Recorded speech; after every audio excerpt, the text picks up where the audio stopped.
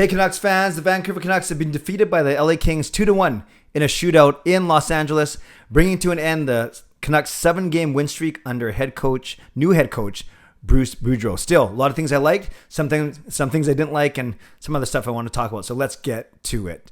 I'm Canuck Clay. I'm the founder of the GLCPC, the Good Looking Canucks Positivity Club. This is my Canucks take on one take. It's Clay's Canucks commentary, my post-game video on Thursday night, December the 30th. Again, the Canucks losing 2-1 to LA in a shootout. Right before I get started, I want to say, if you're new, here's what you should do.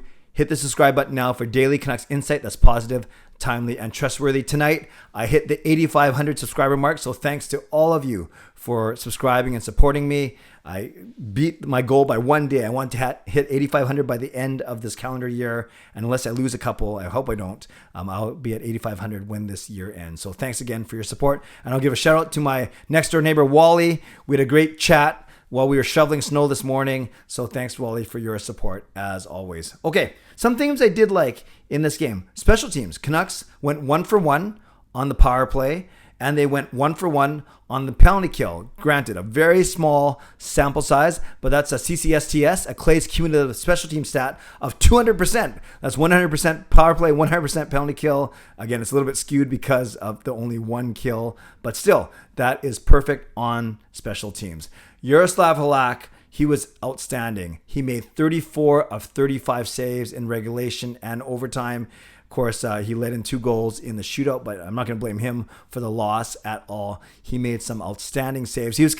This game kind of had to feel like last night, except opposite, whereas the Canucks dominated the game yesterday and John Gibson had to play really well. Tonight, it was the Kings that dominated for most of the game, and it was Jaroslav Halak who had to keep the Canucks in the game. But he did give him a chance to win at the very end by taking the game all the way to a shootout, to extra time, to overtime, and a shootout. So Jaroslav Halak, one player who I really thought had a really good performance tonight, and I just wish that the Canucks would score more for him when he's in net, and that includes in regulation, in overtime, and in the shootout as well. So great job by Jaro Halak. Also, I thought our captain, Bo Horvat, had a really good game. Not only scoring the only goal in regulation on that nice feed from JT Miller, but also he came up big in the shootout when he scored on the third Canucks attempt. He had to score to extend the shootout, and he did. And the shootout did go on for 2 more rounds before the Canucks lost.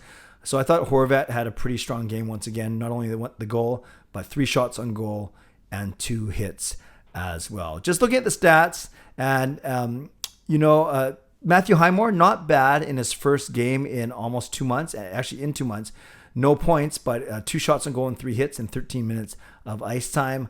I also thought Podkolzin was noticeable, causing a little bit of a ruckus wherever he went, and he had 3 hits on the night.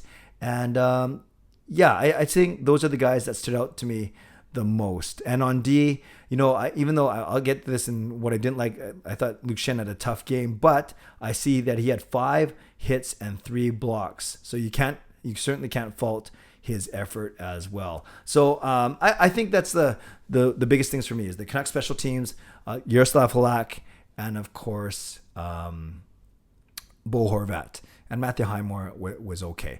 And I think the one thing I like overall, not just in this game, but overall, the Canucks have won 9 of their last 11 games. They're 9-1-1 in that span, 10 points in 10 of those 11 games, which I'll get to in a second when I get to one other thing. So what I liked, special teams, Halak, Horvat. What I didn't like, well, despite going 1 for 1 on the power play, I didn't like the fact that the Canucks didn't draw more penalties from the Kings. So that's one thing. I didn't like the fact that Canucks only got 18 shots on goal, and the first 2 periods were pretty abysmal, actually. Abysmal, dismal, any ismal word you want to use, Pepto-Bismol. But their shots went 7, 3, and 6, and then another 2 in overtime. So without the 2 overtime shots, they would have only had 16 shots in this game. So obviously you need more. I get that they were tired. I get that they probably losing their legs after playing last night after 12 days with no games. They were practicing in those 12 days, but back-to-back coming out of the shoot might be a little tough. So they did look a little tired for sure. And I thought, like I mentioned, I thought that Luke Shen struggled a lot. I counted a few giveaways on his part. I thought JT Miller struggled a bit too. And maybe he's trying to do too much at times. Often, like many Canucks, was holding on to the puck way too long, especially in his own end. So he had a couple giveaways. Although he wasn't credited with any on the stat sheet, I could count 2 or 3 at least that I can remember. Although he did make a nice pass to Horvat on the game-tying goal. And I thought Alex Chason had a rough game. He is so slow. He is so slow. Never wins a puck battle. Although he almost scored with that one shot that deflected off the post. But I did not think that Chason did much, and he wouldn't be playing if Besser was healthy. So, but maybe you look at a different option for him, although you're down 3 forwards with Besser, DiGiuseppe, and Dowling all in COVID protocol. So some things that I didn't like, but overall, I don't fault their effort, actually. I'm not going to sit here and say that the Canucks did not try. That's not what I'm saying, but you could tell they were a little bit fatigued, and even Bruce Boudreau, actually almost, but couldn't work the Boudreau magic in this game. One other thing. Well, I kind of hinted at it. The Canucks have won 9 of their past 11 games because remember, they won 2. Then they had that horrible Pittsburgh loss that got, well, it was the final straw that got Green and Benning fired. And then they rattled off 7 straight before today. So they have won. They're 9-1-1 in their last 11. That's points in 10 of those 11 games. And they have now battled all the way to actually tonight they could have leapfrogged LA if they beat them in regulation and if San Jose had lost, but San Jose actually won. LA wins. So right now the points look like this. Edmonton has 36 points in 30 games. San Jose has 35 in 32. LA has 35 in 32, and the Canucks have 33 in 33. So yes, we played one more game than San Jose and LA, but at least we're within 2 points of both of those teams. We were actually even closer before tonight's game. But at least now we can talk about having Edmonton, San Jose, LA, at least in our sights, where we wouldn't have been saying that a month ago. But now at the end of 2021, we are at 500, 33 points in 33 games. And that means we can at least make a run for the playoffs. We actually have a chance, not the best chance, but we have a chance to make the playoffs. And coming in this game, I said the Canucks had to go 29, 17, and 4. Well, this one loss in extra time takes one of those 4s. So now the Canucks still have to go 29, 17, and 3 to get 61 points in their final 49 games. Yeah, 29, 17, and 3. The Canucks have to get those 61 points in their final 49 games. So it's a lot, 61 and 49, but it's certainly doable with the way the Canucks have been playing. So my one other thing is I'm happy. I'm happy that the Canucks have fought their way back into at least, they're not in the playoff picture yet, but at least they can see the picture and they are not too far off. So great, would love to win, but overall a great way to end the year, playing very well.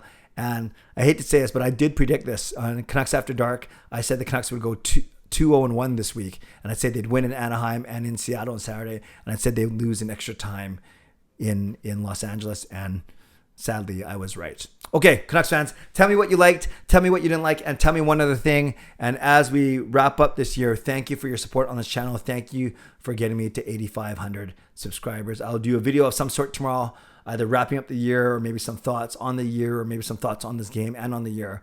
We'll see what happens tomorrow. Shout out to my legends, legendary Lucas Gates, legendary Justin Credible, and legendary Andrew Chang, to hero members Nux fan number 29 and Carol Bovenlander, and to Hall of Fame members Jens95, Sim Alexander, Chris Seifert, Adam Brufeld, Shannon Hollingworth, and HSM Fangirl Gaming. Thanks for your support as always, and thanks to the support of all members of all levels. You are listed in my video descriptions. If you want to become a member of the CCC Crew, press the join button underneath this or in my videos or the memberships tab on my YouTube channel.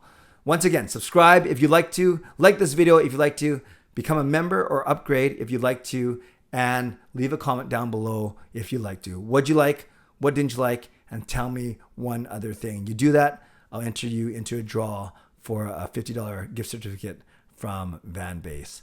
Okay, friends, thanks again for your support. Stay safe, stay healthy, take care of yourselves, and take care of each other. Have a great night.